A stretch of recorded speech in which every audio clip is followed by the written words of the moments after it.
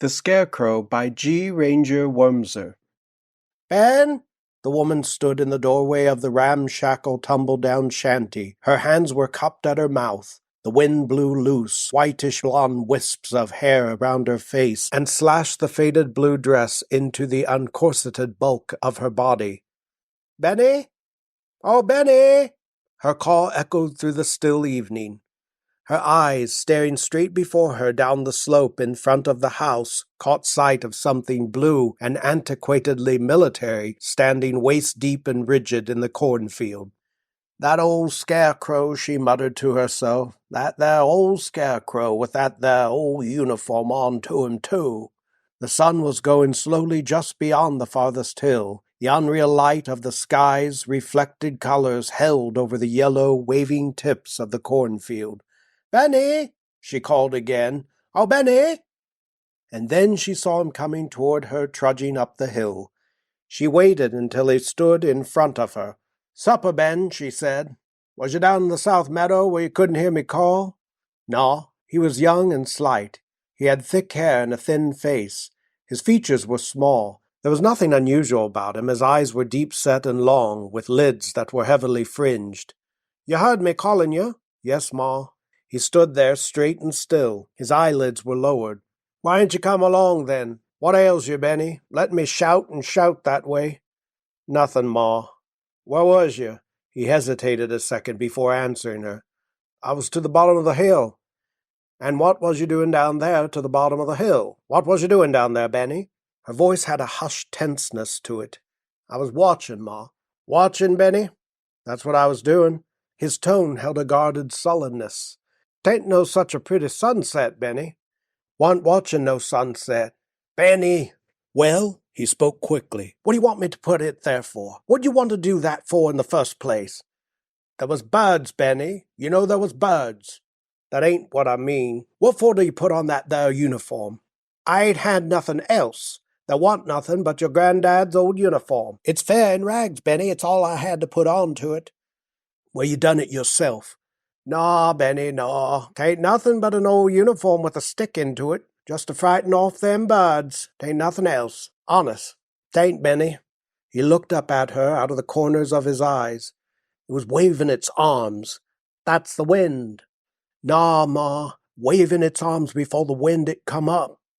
"Shush, Benny, 'tain't likely. 'Tain't. I was watching, Ma. I seen it wave and wave. Suppose it should beckon to me. I'd be going then, Ma." "Shush, Benny." "I'd fair have to go, Ma." "Leave your mammy?" "No, Ben, no. You couldn't never go off and leave your mammy. Even if you ain't able to bear this here farm, you couldn't go off from your mammy. You couldn't. Not your Ma, Benny." She could see his mouth twitch. She saw him catch his lower lip in under his teeth. "Oh, say you couldn't leave, Benny. Say it." I fair hate this here farm," he mumbled. "Morning and night, and morning and night, nothing but chores and earth, and then some more of them chores. And always that there way. So it is, always, and the stillness, nothing alive, nothing. Sometimes I ain't able to stand it nohow. Sometimes you'll get to like it later, maybe." "No, no, Ma." "You will, Benny, sure you will." "I won't never. I ain't able to help fretting. It's all closed up tight inside of me, eatin' and eatin'. It makes me feel sick." She put out a hand and laid it heavily on his shoulder. "Likely it's a touch of fever in the blood, Benny." "Oh, I ain't got no fever." "You'll be feeling better in the morning, Ben." "I'll be feeling the same way, Ma."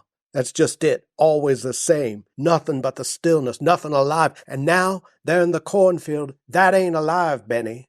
"Ain't it, Ma?" "Don't you say that, Benny, don't." He took her hand off of him. "I was watching," he said doggedly. "I seen it wave and wave." She turned into the house. "That old Scarecrow," she muttered to herself. "That there old Scarecrow." She led the way into the kitchen. The boy followed at her heels. A lamp was lighted on the center table. The one window was uncurtained. Through the naked spot of it, the evening glow poured shimmeringly into the room. Inside the doorway they both paused. "You sit down, Benny." He pulled a chair up to the table. She took a steaming pot from the stove and, emptying it into a plate, placed the dish before him. He fell to eating silently. She came and sat opposite him. She watched him cautiously. She did not want him to know that she was watching him. Whenever he glanced up, she hurried her eyes away from his face. In the stillness, the only live things were those two pair of eyes darting away from each other. Benny, she could not stand it any longer. Benny, just you. He gulped down a mouthful of food. Oh, Ma, don't you start nothing. Not no more tonight, Ma. She half rose from her chair. For a second she leaned stiffly against the table. Then she slipped back into her seat, her whole body limp and relaxed. I ain't going to start nothing, Benny. I ain't even going to talk about this here farm. Honest, I ain't. Oh, this here farm. I gave the best years of my life to it. She spoke the words defiantly. You said that all afore, Ma. It's true, she murmured. Terrible true. And I done it for you, Benny. I wanted to be giving you something. It's all I'd got to give you, Benny. There's many a man, Ben, that's glad of his farm, and grateful, too. There's many that makes it pay. And what'll I do if it does pay, Ma? What'll I do then? I don't know, Benny. It's only just beginning now. But if it does pay, Ma, what'll I do? Go away from here? No, Benny, not away. What'd you go away for, when it pays? After all them years I gave to it? His spoon clattered noisily to his plate. He pushed his chair back from the table. The legs of it rasped loudly along the uncarpeted floor. He got to his feet. Let's go on outside, he said. There ain't no sense to this here talking and talking. She glanced up at him. Her eyes were narrow and hard. All right, Benny. I'll clear up. I'll be along in a moment. All right, Benny. He slouched heavily out of the room. She sat where she was, the set look pressed on her face. Automatically her hands reached out among the dishes, pulling them toward her. Outside, the boy sank down on the step. It was getting dark. There were shadows along the ground, blue shadows. In the graying skies, one star shone brilliantly. Beyond the mist-slurred summit of a hill, the full moon grew yellow. In front of him was the slope of wind-moved cornfield, and in the center of it the dim military figure standing waist-deep in corn. His eyes fixed themselves to it. Old uniform with a stick into it. He whispered the words very low. Still standing there, still. The same wooden attitude of it, his same cunning watching of it. There was a wind. He knew it was going over his face. He could feel the cool of the wind across his moistened lips. He took a deep breath. Down there in the shivering cornfield, standing in the dark blue shadows, the dim figure had quivered. An arm moved, swaying to and fro. The other arm began, swaying. A tremor ran through it. Once it pivoted. The head shook slowly from side to side. The arms rose and fell and rose again. The head came up and down and rocked a bit to either side. I'm here, he muttered involuntarily. Here. The arms were tossing and stretching. He thought the head faced in his direction. The wind had died out. The arms went down and came up and reached. Benny. The woman seated herself on the step at his side. Look, he mumbled, look. He pointed his hand at the dim figure shifting restlessly in the quiet, shadow-saturated cornfield. Her eyes followed after his. Oh, Benny. Well, his voice was hoarse. It's moving, ain't it? You can see it moving for yourself, can't you? You ain't able to say you don't see it, are you? The wind, she stammered. Where's the wind? Down there. Do you feel a wind? Say, do you feel a wind? Maybe down there. Ain't no wind. Not now, there ain't. And it's moving, ain't it? Say it's moving, ain't it? It looks like it was dancing, so it does. Like as if it was making itself dance. His eyes were still riveted on those arms that came up and down, and reached. You'll stop soon now. He stuttered it more to himself than to her. Then it'll be alive. I've watched it mighty often. Maybe it knows I watch it. Maybe that's why it moves. Oh, Benny.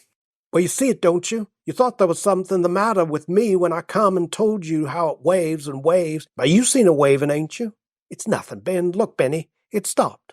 The two of them stared down the slope at the dim military figure standing rigid and waist-deep in the cornfield. The woman gave a quick sigh of relief. For several moments they were silent. From somewhere in the distance came the harsh, discordant sound of bullfrogs croaking. Out in the night, a dog bayed at the golden full moon climbing up over the hills. A bird circled between sky and earth, hovering above the cornfield. They saw its slow descent, and then for a second they caught the startled whir of its wings as it flew blindly into the night. "That old Scarecrow," she muttered. "Suppose," he whispered, "suppose when it starts its moving like that, suppose someday it walks out of that there cornfield, just naturally walks out, here to me. What then if it walks out? Benny, that's what I'm thinking of all the time. If it takes it into its head to just naturally walk out here, what's going to stop it if it wants to walk out after me, once it starts moving that way? What? Benny, it couldn't do that, it couldn't. Maybe it won't. Maybe it'll just beckon first. Maybe it won't come after me. Not if I go when it beckons. Kind of figure it'll beckon when it wants me. I couldn't stand the other. Couldn't wait for it to come out here after me. Kind of feel like it'll beckon. When it beckons, I'll be going. Benny, there's sickness coming on you. 'Tain't no sickness." The woman's hands were clenched together in her lap. "I wish to God," she said, "I wish I ain't never seen the day when I put that there thing up that there cornfield. But I ain't thought nothing like this could never happen. I wish to God I ain't never seen the day. 'Tain't got nothing to do with you." His voice was very low. "It's got everything to do with me, so it has. You said that afore yourself, and you was right. Ain't I put it up, and I looked high and low the house through? Ain't that old uniform of your granddad's been the only rag I could lay my hands on? Was there anything else I could use? Was there? Oh, Ma, ain't we needed a scarecrow down there, with them birds so awful bad, pecking away at the corn and pecking? 'Tain't your fault, Ma. There wasn't nothing else but that there old uniform. I wouldn't have took it otherwise. Poor old Paul, so desperate proud of it as he was, him fighting for his country in it, always saying that he was. He couldn't be doing enough for his country, and that there old uniform meant so much to him, like a part of him, I used to think it. And you wanting to say something, Ben?" No. He wouldn't even let us be burying him in it. "Put my country's flag next to my skin," he told us. "When I die, keep the old uniform. Just like a part of him, he thought it. Wouldn't I have kept it, falling to pieces as it is, if there'd have been anything else to put up there in that there cornfield?" She felt the boy stiffen suddenly, and with him a soldier, he broke off abruptly. She sensed what he was about to say. "Oh, Benny, that was different. Honest it was. He wasn't the only one in his family. There was 2 brothers. The boy got to his feet. "Why won't you let me go?" he asked it passionately. "Why do you keep me here? You know I ain't happy. You know all the men have gone from these here parts. You know I ain't happy. Ain't you going to see how much I want to go? Ain't you able to know that I want to fight for my country, the way he did his fighting?" The boy jerked his head in the direction of the figure, standing waist deep in the cornfield, standing rigidly and faintly outlined beneath the haunting flood of moonlight. "Nah, Benny, you can't go, nah." "Why, Ma? Why do you keep saying that and saying it?"